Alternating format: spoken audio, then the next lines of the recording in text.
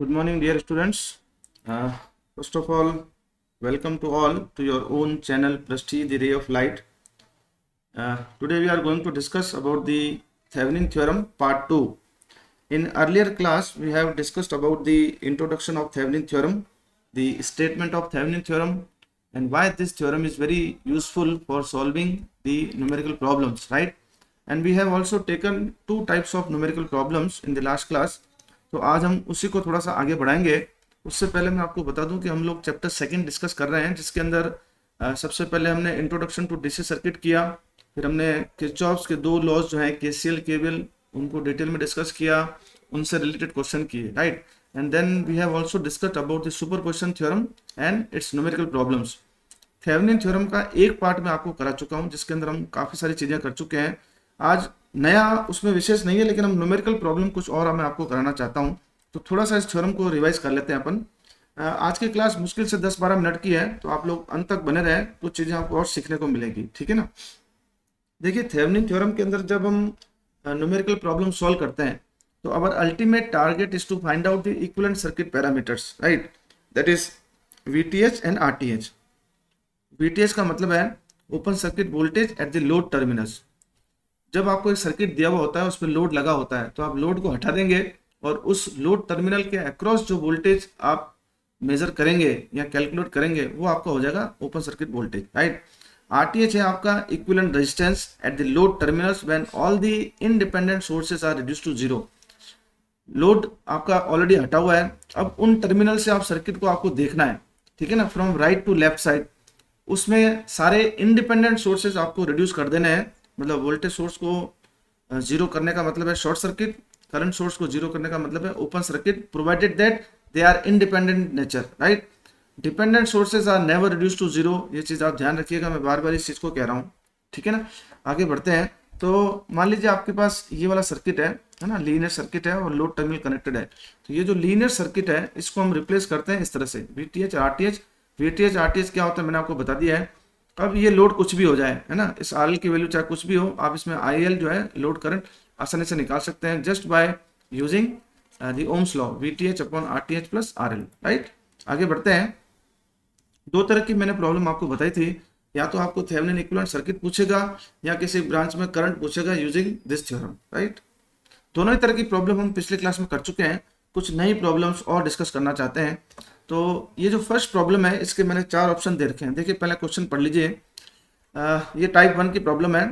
Thevenin's resistance and voltage between point A and B. A और B point जो है, इसमें आपको थेवेनिन रेजिस्टेंस निकालना है और थेवेनिन वोल्टेज भी निकालना है। कुल मिला के आपको दोनों ही पैरामीटर निकालना है, आरटीएच और वीटीएच। 4 ऑप्शन मैंने आपको दे रखे हैं। ये प्रॉब्लम मैं आपको कराऊंगा नहीं, ठीक है ना, ये मैंने आपके लिए छोड़ी है, और मैं देखना चाहता हूँ कि आप कितने लोग इसको सही कर पाते हैं। कमेंट बॉक्स में इसका आंसर आप मुझे लिख करके बताइएगा, ठीक है ना। चलते हैं आगे। Next problem number 2। ये प्रॉब्लम मैं आपको आज करवाने वाला हूँ, ताकि थोड़ी सी और प्रैक्टिस हम लोगों की हो जाए। क्या कह रहे हैं, ये सेकंड टाइप की प्रॉब्लम है।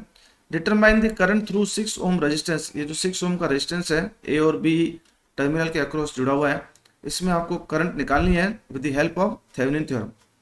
अब ये जो 6 ओम के अक्रॉस आपको करंट, इसके थ्रू जो करंट निकालनी है, तो ये आपका इस केस में क्या हो गया, लोड रेजिस्टेंस। तो इसको आप हटा देंगे पहले केस में, फर्स्ट स्टेप में हम इसको हटा देंगे, और ए बी टर्मिनल के अक्रॉस जो वोल्टेज होगा वीटीएच, उसको आपको कैलकुलेट करना है, ठीक है ना।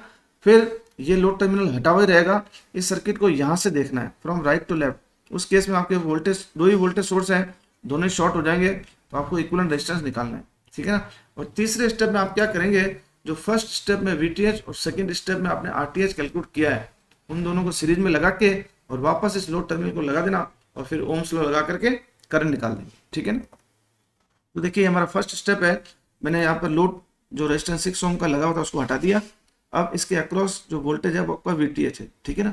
तो अब इसमें आप सिंपल, क्योंकि इस ब्रांच में तो करंट फ्लो होगी नहीं, तो आपके पास केवल यही लूप बचा, तो टोटल करंट आप निकाल लीजिए। यहाँ पर वोल्टेज, इसको रेफरेंस मानते हैं, तो यहाँ पर वोल्टेज आपका 15 है, यहाँ पर आपका 6 है, तो टोटल करंट आप निकाल लीजिए 15 माइनस 6 अपॉन 6 प्लस 3, ये दोनों जुड़ जाएंगे। इस लूप में जो करंट है ना, ये आपकी आ गई 1 ampere current, right. Total current आप निकाल लीजिए।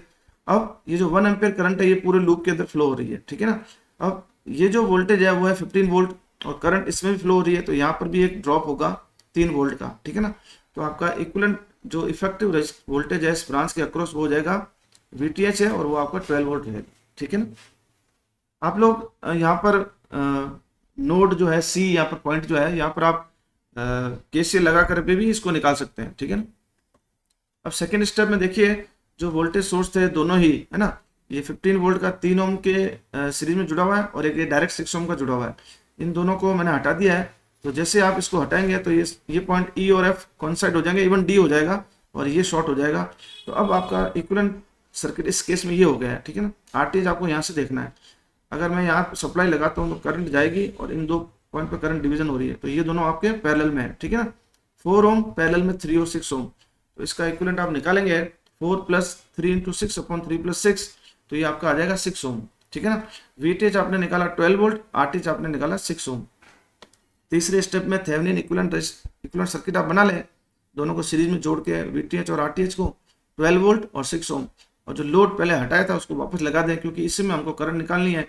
तब आपका 12 वोल्ट है और 6 + 6 12, ये भी 12 है, तो आपकी 1 एम्पीयर करंट आ जाएगी। तो इस तरह से मित्रों थेवेनिन थ्योरम को कुछ और अच्छे से मैंने समझाने की कोशिश की है। और अगर आपको ये क्लास अच्छी लगी है तो इसको लाइक और शेयर जरूर करिएगा, और जो प्रॉब्लम मैंने आपको एज एन असाइनमेंट दी है उसको जरूर सॉल्व करके कमेंट बॉक्स में आप आंसर करिएगा, ताकि जिन लोगों के सही आंसर आएंगे मैं उसको कंफर्म करता हुआ जाऊंगा। सो फाइनली ये जो सेकेंड चैप्टर है इसके अंदर हम लोगों ने introduction to DC circuit, Kirchhoff laws, superposition theorem और थेवेनिन थ्योरम कर ली है। अब आगे की 1-2 क्लासों के अंदर अपन नॉर्टन, फिर स्टार डेल्टा ट्रांसफॉर्मेशन और फिर पावर कैलकुलेशन की कुछ प्रॉब्लम्स और सॉल्व करेंगे। सो धन्यवाद, जय हिंद।